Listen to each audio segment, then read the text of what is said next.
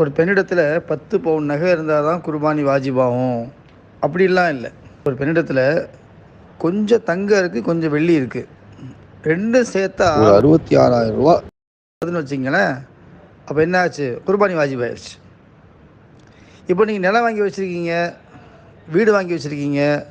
இப்போ நிலத்தையும் வீடையும் வாங்கி வச்சுருந்தா ஜக்காத் கடமையாகும்னா அதுக்கு ஜக்காத் கடமையாகாது, ஆனால் குர்பானி கடமையாயிரும். இது மாதிரி குர்பானிங்கிறது இருக்க அன்றைய நாள் கொஞ்சம் வசதி இருந்தால் கூட குர்பானி கடமையாயிரும். அதே மாதிரி வீட்டில் 10 பேர் இருக்கிறாங்கன்னு தான் 10 பேரில் 8 பேர் 7 பேர் குர்பானி கடமையாக இருக்குது. எல்லாம் சேர்ந்து ஒரு ஆடு அறுத்து கொடுத்துட்டோம் அப்படின்னு சொன்னால் அந்த குர்பானி நிறைவேறாது. அது என்ன செய்யணும்னா, அந்த 10 பேர்னா அந்த 10 பேரும் என்ன செய்யணும்? 10 ஆடு கொடுக்கணும்.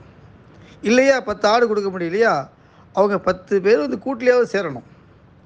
அப்போது இந்த குர்பானி கொடுக்கறதுனால என்ன ஆகுதுன்னு சொன்னால், அல்லாஹ் சுப்ஹானஹு வ தஆலா நம்முடைய பாவங்களை மன்னிக்கிறான், கஷ்டங்களை தீர்க்கிறான், நோய்களை தீர்க்கிறான், பிரச்சனைகள் தீருது.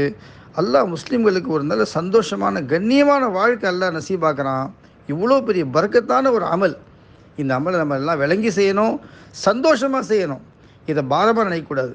அல்லாஹ் நமக்கு தௌஃபீக் செய்வானாக.